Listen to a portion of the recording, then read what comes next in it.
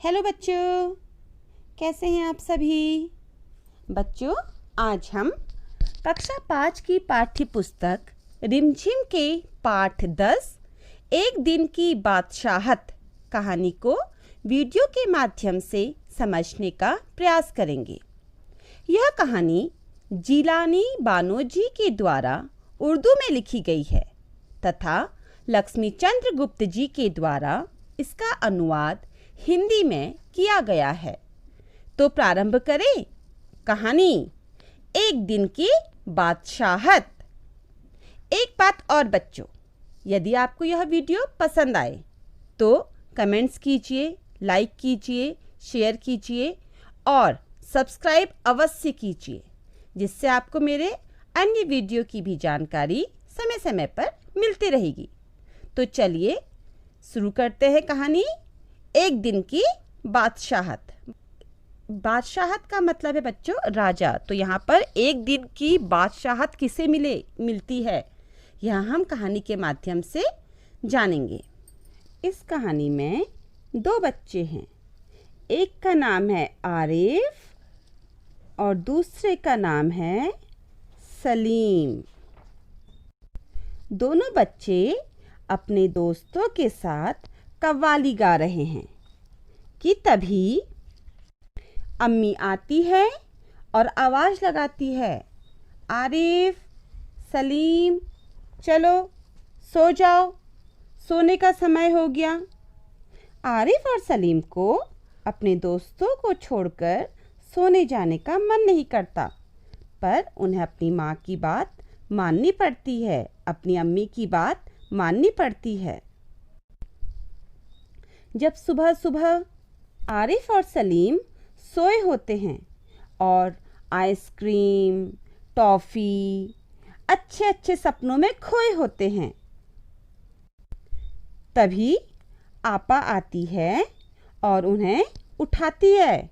आरिफ, सलीम, उठो, जल्दी उठो, तुम्हें स्कूल जाने के लिए, नहीं तो देर हो जाएगी। पर सलीम और आरिफ को बिल्कुल उठने का मन नहीं करता, पर फिर भी आपा उन्हें उठाती है और स्कूल जाने के लिए तैयार होने के लिए कहती है। दोनों मुसीबत में घिरे हुए थे। उन्हें लग रहा था मानो घर वाले तो उनके दुश्मन हो गए हैं। अपनी मर्जी से वे कुछ भी नहीं कर सकते थे। हर समय बड़े लोग उन्हें डांटते रहते थे। जब आरिफ का गाने का मन करता तो बड़े भाईजान चुप रहने के लिए कहते। वे कहते, चुप हो जाओ, कैसे टर्रा रहे हो मेढक की तरह। अगर बाहर जाते तो अम्मी डांटती, अंदर रहो, बाहर मत जाओ आरिफ, सलीम। अंदर खेलते तो दादी चिल्लाती, इनके शोरगुल से मेरा सिर फटा जा रहा है, अरे इन्हें चुप कराओ। रजिया, ओ रजिया, इन्हें घर से बाहर निकालो। जैसे बच्चे न हो गए, मुर्गी के चूजे हो गए। आरिफ और सलीम दोनों को अपनी यह हालत अच्छी नहीं लगती। वह इससे बचने की तरकीबें सोचते रहते। उन्होंने एक योजना बनाई। वे अब्बा के पास गए और अब्बा से बोले, अब्बा, अब्बा, हमें आपसे कुछ कहना है। अब्बा ने कहा, हाँ कहो, क्या कहना चाहते हो। आरिफ और सलीम ने कहा कि अब्बा, हमें एक दिन के लिए घर के सारे अधिकार चाहिए। अब्बा ने कहा, सारे अधिकार मतलब क्या है तुम लोगों का। आरिफ और सलीम ने कहा, अब्बा, हमें एक दिन के लिए घर के सारे अधिकार चाहिए, मतलब एक दिन बड़ों को हमारी सारी बात माननी पड़ेगी और हम जो कुछ भी उनसे कहेंगे उन्हें वो काम करना पड़ेगा। तभी अम्मी बोली, कोई ज़रूरत नहीं है, हमें दिन भर परेशान करेंगे, वैसे ही सिर में दर्द करके रखा हुआ है इन दोनों बच्चों ने। पर अब्बा उस दिन शायद अच्छे मूड में थे। उन्होंने कहा, ठीक है, कल तुम दोनों को सारे अधिकार मिल जाएंगे। कल तुमसे कोई कुछ नहीं कहेगा और सभी लोग तुम्हारी बात मानेंगे। आरिफ और सलीम की खुशी का ठिकाना नहीं रहा। वो बहुत खुश हुए, होते भी क्यों नहीं। एक दिन के लिए उन्हें घर के सारे अधिकार जो मिल रहे थे। अगले दिन जब अम्मी सुबह सुबह गहरी और मीठी नींद में सोई हुई थी, तभी आरिफ अम्मी के पास आया और अम्मी को उठाने लगा। अम्मी, अम्मी, उठिए, चलिए, जल्दी उठिए। अम्मी को बहुत गुस्सा आया। उन्हें मन किया कि आरिफ को एक चाटा मार दे, लेकिन वह ऐसा नहीं कर सकती थी क्योंकि उस दिन वो आरिफ को डांट नहीं सकती थी। आरिफ अम्मी को उठाए जा रहा था। अम्मी उठिए, चलिए, समय हो गया है, नाश्ता बनाइए हम सब के लिए। और दादी सुबह उठकर सुबह की नमाज पढ़ने के बाद हरारा पी रही थी। तभी आरिफ और सलीम आते हैं और दादी से कहते हैं, दादी, दादी, आप इतना हरारा पिएंगी तो आपका पेट फट जाएगा। दादी को आरिफ और सलीम की बात सुन के गुस्सा आया। उन्होंने आरिफ और सलीम को मारने के लिए अपना हाथ उठाया, लेकिन उन्हें याद आया कि आज तो घर के सारे अधिकार आरिफ और सलीम के पास हैं। सभी लोग नाश्ते की टेबल में बैठे हुए थे और नाश्ते का इंतजार कर रहे थे। तभी खानसामा नाश्ता लेके आया और आरिफ खानसामे से बोला, खानसामा, अंडे और मक्खन हमारे सामने रखो और दलिया, दूध, बिस्किट इन सब को दे दो।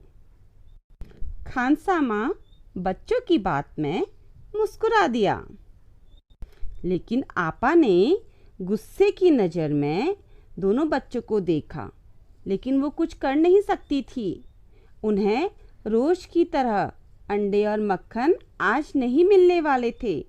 आज उन्हें वो खाना था जो और दिन सलीम और आरिफ खाते हैं।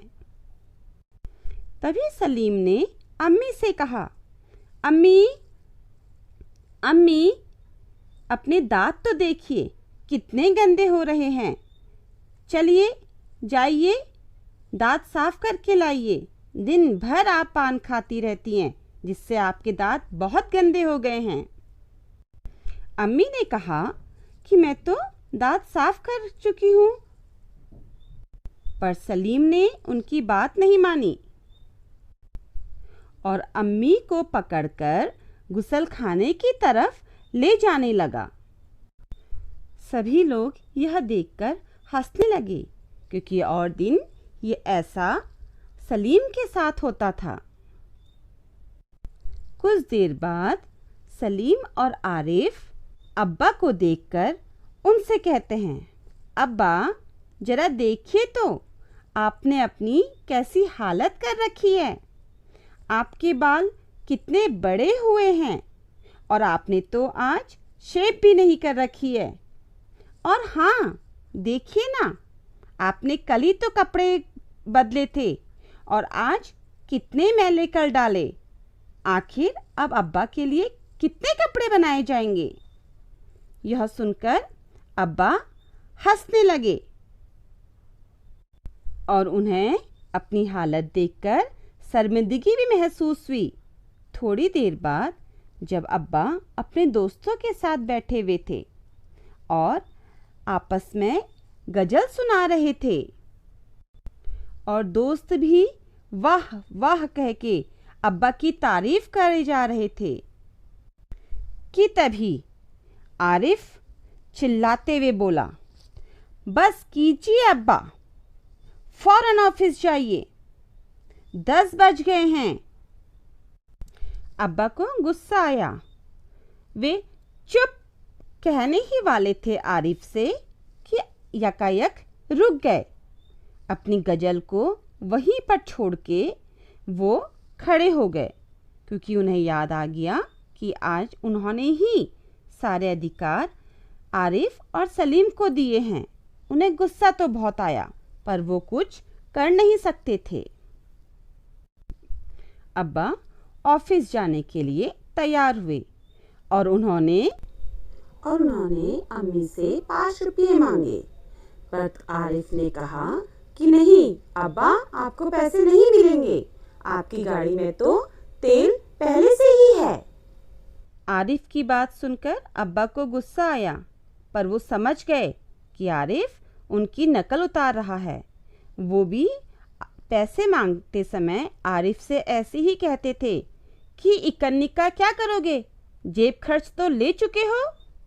थोड़ी देर बाद खानसामा आया और उसने बेगम से पूछा कि बेगम साहिबा, आज खाने में क्या बनाना है। और बेगम साहिबा ने भी रोज की आदत के अनुसार कहना शुरू किया, आलू, गोश्त, कबाब, मिर्चों का सालल। कि तभी सलीम ने उन्हें टोकते हुए कहा, नहीं, आज ये चीज़ें नहीं बनेगी। आज तो गुलाब जामुन, गाजर का हलवा और मीठे चावल पकाओ। अम्मी ने आदत के अनुसार कहा कि मीठी चीज़ों के साथ रोटी कैसे खाई जाएगी। तभी सलीम बोल पड़ा, वैसे ही जैसे हम रोज मिर्चों के सालल के साथ खाते हैं। दूसरी तरफ दादी किसी के साथ तू मैं किए जा रही थी।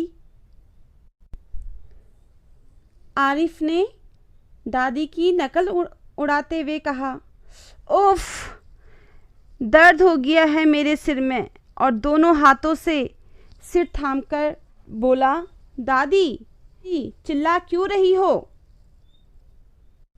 आरिफ की बात सुनकर दादी का गुस्सा और बढ़ गया और वो और जोर जोर से चिल्लाने लगी कि आज ये लड़के मेरे पीछे पड़ गए हैं, मुझे परेशान करके रख दिया है। तब अब्बा ने दादी को समझाया और दादी को चुप रहना पड़ा। कॉलेज का वक्त हो गया था, जिस कारण भाईजान सफ़ेद कमीज पहनकर कॉलेज जाने को तैयार हुए। उन्होंने अम्मी से कहा कि अम्मी, आज मैं देर से आऊँगा, दोस्तों के साथ फिल्म देखने के लिए जाना है। आरिफ ने भाईजान को आंखें दिखाईं और धमकाते हुए कहा, खबरदार, कोई ज़रूरत नहीं है फिल्म देखने की, आपके इम्तिहान नज़दीक आ रहे हैं, घूमने फिरने में समय बर्बाद मत करिए, समय से घर आइएगा। भाईजान को आरिफ को देखकर बहुत गुस्सा आया। एक बार तो गुस्से से मारने की सोची, लेकिन तभी दोनों हाथ जोड़कर बोलने लगे, हजूरे आली, दोस्तों के साथ खाकसार फिल्म देखने की बात पक्की कर चुके हैं, इसलिए इजाज़त देने की मेहरबानी करें। लेकिन आरिफ तो मना कर चुके थे। वे समाचार पत्र को पकड़कर सोफे में आराम से बैठ गए और भाईजान की बात को अनसुना कर दिया। उसी समय आपा भी बन ठनकर अपने कमरे से बाहर निकली। उन्होंने एक बहुत ही सुंदर भारी सी साड़ी पहन रखी थी और वो अपने कॉलेज जा रही थी। सलीम ने आपा को देखा और बड़े गौर से आपा का मुआयना करते रहे और आपा से कहने लगे, इतनी भारी साड़ी क्यों पहनी है आपने। आपा ने बताया कि आज हमारे कॉलेज में फंक्शन है। लेकिन सलीम ने कहा, नहीं, आप जाइए अंदर और अपनी साड़ी बदल कर आइए। वह सफ़ेद वॉयल की साड़ी पहन कर आइए। आपा चिढ़ गई, पर वह कुछ कर नहीं सकती थी। पर वह शर्मिंदा भी हुई, क्योंकि इसी तरह वो भी आरिफ और सलीम को उनकी मनपसंद कमीज उतरवाकर निहायत बेकार कपड़े पहनने का हुक्म दिया करती थी। इसी तरह आरिफ और सलीम का पूरा दिन बीत गया। अगली सुबह हुई। आरिफ और सलीम की आँख खुली। दोनों उठे तो उन्होंने देखा कि आपा नाश्ते की मेज सजाकर उन दोनों का इंतजार कर रही है। रसोई घर में अम्मी खानसामा से कह रही है कि खाने के साथ एक मीठी चीज़ ज़रूर पकाया करो खानसामा।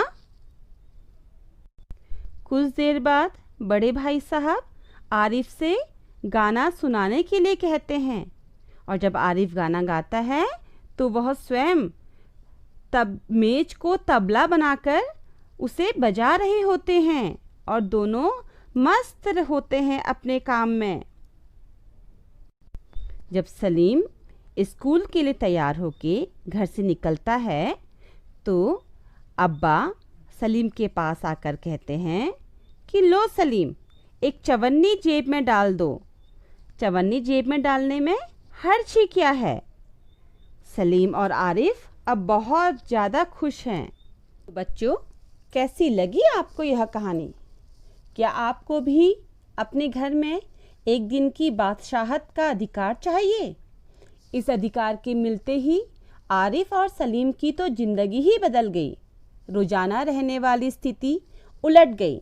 घर के बड़ों को एक दिन बच्चों की तरह जीना पड़ा और साथ ही उन्हें अपने द्वारा किए गए व्यवहार से भी रूबरू होना पड़ा।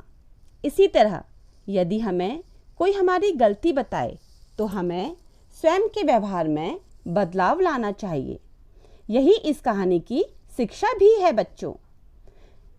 तो आपको यह वीडियो कैसा लगा कमेंट बॉक्स में कमेंट करके बताइएगा ज़रूर। धन्यवाद बच्चों।